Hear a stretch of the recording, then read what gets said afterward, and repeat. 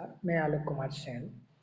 आज का जो वीडियो का मैं लेकर आ रहा हूँ आप सभी के सामने वो लेकर आ रहा हूँ कंप्यूटर कंप्यूटर की पीढ़ियाँ शॉर्ट चर्चा करेंगे आपके सामने।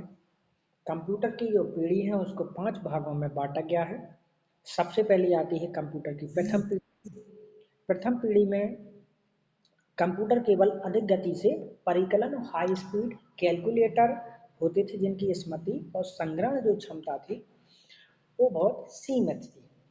इस आकार में जो कंप्यूटर आए आपके बल्ब और वैक्यूम ट्यूब का इसमें प्रयोग किया जाता था। इसमें M R third 1950, M R fourth 1952 ये आपके मॉडल निकले। इसके बाद द्वितीय पीढ़ी के कंप्यूटरों की इनमें बल्ब और वैक्यूम ट्यूब की जगह ट्रांजिस्टर का उपयोग होने लगा था, जिससे इसकी विश्वसनीयता और गति दोनों ही बढ़ने लगे। इसमें जो मॉडल आए वो IBM 1620, IBM 1401, IBM 794 ये आपके मॉडल आए। इसके बाद तृतीय पीढ़ी की बात करें 1964 में ये बनाए गए। इनमें लघु कंप्यूटर या मिनी कंप्यूटर के नाम से ट्रांजिस्टर और परिपथ का इसमें उपयोग किया गया।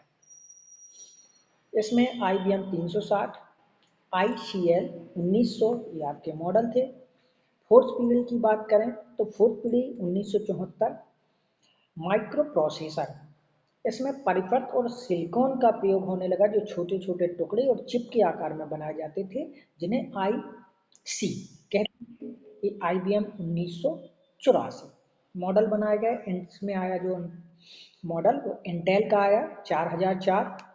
एप्पल सीरीज आई। पांचवी पीढ़ी की बात करें, पांचवी पीढ़ी में कंप्यूटर मनुष्य की अधिक सटीक और निर्णय लेने की क्षमता इसमें विकसित की गई। इसका जो उपयोग है वो आपका फिल्म निर्माण, यातायात, उद्योग, व्यापार आदि तकनीकी के माध्यम से इसका किया जाने लगा। इसके बाद हम बात करेंगे कंप्यूटर का वर्गीकरण। वर्गीकरण अनुप्रयोग, उद्देश्य और आकार, इसको 3 भागों में बांटा गया है। अनुप्रयोग के आधार पर analogue computer, digital computer, hybrid computer. Analogue computer के विषय में एनालॉग जो कंप्यूटर है वो आपका तापमान, लंबाई आदि को मापने के परिकलन को व्यक्त करने के लिए इंजीनियरिंग क्षेत्र में, वैज्ञानिक क्षेत्र में इसका उपयोग किया जाने लगा। डिजिटल जो कंप्यूटर है वो व्यापार और घर के क्षेत्र, बजट आदि में इसका उपयोग किया जाने लगा। हाइब्रिड जो कंप्यूटर है वो एनालॉग और डिजिटल दोनों कंप्यूटर के गुण इसमें विकसित करके इसको रक्तचाप, तापमान आदि में इसका प्रयोग किया जाने लगा।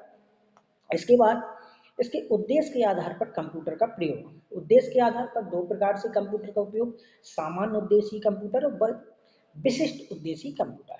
सामान्य उद्देश्य कंप्यूटर दस्तावेज छापना, दस्तावेजों को तैयार करना, डाटाबेस बनाना। विशिष्ट उद्देश्य के कंप्यूटर, विशिष्ट उद्देश्य में आपने फिल्म, उद्योग, संपादन, मौसम विज्ञान, अंतरिक्ष, इसके माध्यम से इसका। इसके बाद कंप्यूटर के आकार। माइक्रो कंप्यूटर एक ब्रीफकेस में रखा जा सकता है, छोटा आकार का। ये सस्ते होते थे, इसको हम PC और पर्सनल कंप्यूटर भी कहते थे।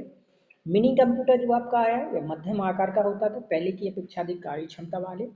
कीमत इसकी अधिक होती थी।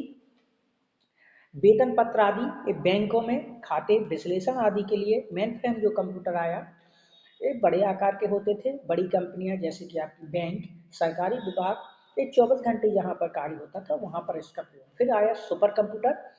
ये अधिक बड़े और कार्य क्षमता वाले होते थे। इनका उपयोग वैज्ञानिक शोध, अंतरिक्ष, मौसम आदि के क्षेत्र में किया जाता था।